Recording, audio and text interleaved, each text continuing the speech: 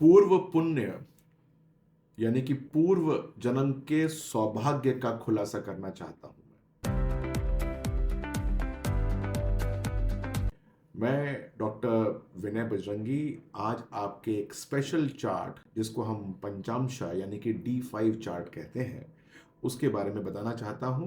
और इस चार्ट के माध्यम से हम ये जान पाते हैं कि इस जीवन में जो आपको लाभ मिल रहा है, सौभाग्य मिल रहा है, उसके लिए पिछला जीवन कितना योगदान कर रहा है।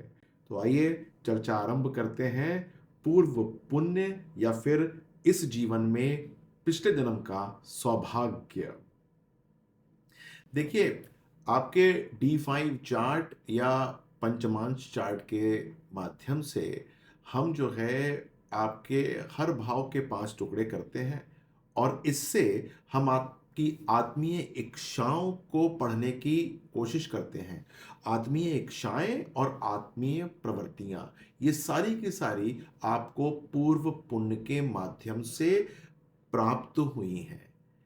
बहुत बार आपने देखा होगा कि इस जीवन में बहुत से व्यक्ति मेहनत कम करते हैं, ध्यान कम लगाते हैं, बहुत बुद्धिमान होते हैं, उसके ऊपर पढ़ने में अगर मान लीजिए देखा जाए तो कुछ देर पढ़ते हैं और बहुत अच्छे नंबर आते हैं।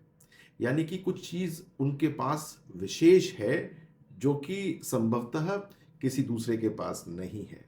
ये वो अपने पूर्व पुण्य या फिर एक ऐसे तरीके से लेकर आया है जिसके अंदर इस जीवन का योगदान नहीं है।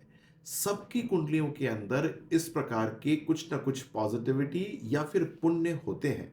समझने की बात यह है वो आप पहचानते कैसे हैं। बहुत सारी बातें तो लोग देख के पहचान देते हैं कि इसके अंदर विशेष प्रतिभा है इस प्रकार की या उस प्रकार की। लेकिन मैं आपको बताना चाहता हूं कि हर व्यक्ति के अंदर किसी न किसी रूप से विशेष प्रतिभा रहती ही रहती है।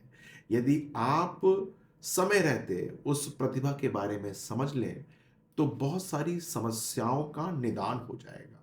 मान लीजिए कि पूर्व पुण्य के माध्यम से हम ये जान पाते हैं कि बच्चा जो है वो अत्यधिक तेज है, लेकिन उसकी तेजी जो है वो इस चीज में ना होके इस चीज में रहेगी, तो हम जो है इस चीज की तरफ उसको जबरदस्ती धकेलने की कोशिश नहीं करेंगे। हम उसको जिस चीज के अंदर उसकी प्रतिभाएं हैं जो कि वो अपने पूर्व जन्म से लेकर आया है उसको डालने की चेष्टा करेंगे।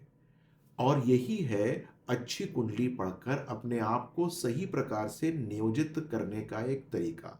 यदि हमने अपनी अपनी क्षमताओं को अपनी कुंडली के माध्यम से नहीं पहचाना, हम ये नहीं समझ पाए कि पिछले जीवन में हमारे अकाउंट्स के अंदर क्या क्या पॉजिटिविटी थी जो कि हम संचित करके आए हैं, और ये समय है उसको वापस निकालने का, उससे लाभ लेने का। और हाँ, लाभ क्यों लिया जाता है? ये एक जर्नी है आपकी आत्मा को बैकुंठ धाम तक ले जाने की।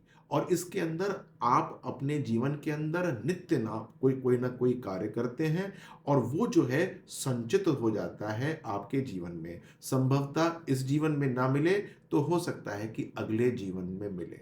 तो कुंजी क्या है? आपके D5 चार्ट को पढ़ने की, आपके पंचम भाव को पढ़ने की, पंचम भाव के 5 हिस्से करके उनको ये पढ़ने की कि इसके अंदर क्या क्या चीजें प्रतापी हैं और क्या क्या चीजें आपको जो है वो नहीं करनी चाहिए, ताकि जीवन के अंदर लाभ ही लाभ मिल जाए।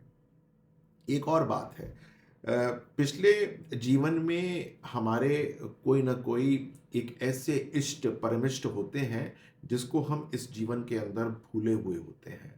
यानी कि पिछले जन्म के हमारे वो आराध्य जिन्होंने हमारी बहुत सहायता की थी, लेकिन हमको ये पता नहीं होता कि वो आराध्य हैं कौन। आपकी कुंडली का D5 चार्ट ये बताने में तत्पर है कि आपके पिछले जीवन के आराध्य कौन थे, और यदि वो आपके साथ एनर्जी से एनर्जी मिला के चल रहे हैं तो आपको क्या करना चाहिए, और यदि उन्होंने अपनी एनर्जी को खींचा हुआ है, यदि वो आपको एनर्जाइज नहीं रख रहे हैं तो आपको क्या करना चाहिए। यानी कि वो कुंजी जो कि आपको आपके पिछले जीवन के संचित कर्मों के माध्यम से इस जीवन के अंदर पॉजिटिविटी कराएगी, वो कुंजी D5 के अंदर छुपी हुई है। आइए उसकी पड़ताल करते हैं, देखते हैं कि D5 में आखिर वो क्या-क्या चीज छुपी हुई है, ताकि आप अपने जीवन के अंदर तरक्की पा पाएँ। ऐसे बहुत सारे वीडियोस मैं आपके समक्ष लेकर आता हूँ। आपको यदि ये ठीक लगते हैं तो आप कृपया करके मेरे चैनल को लाइक कर सकते हैं, आप उसको सब्सक्राइब कर सकते हैं। साथ-साथ यदि आपके मन में कोई जिज्ञासा है, कोई प्रश्न कौंधा है, तो आप निश्चित तौर से इस संबंध में नीचे कुछ अपने प्रश्नों को टाइप कर सकते हैं। मैं हर संभव उनका उत्तर देने की चेष्टा करूँगा। आज के लिए इतना ही, अगली बार कुछ और नई बात लेकर आपके समक्ष उपस्थित होऊँगा। नमस्कार।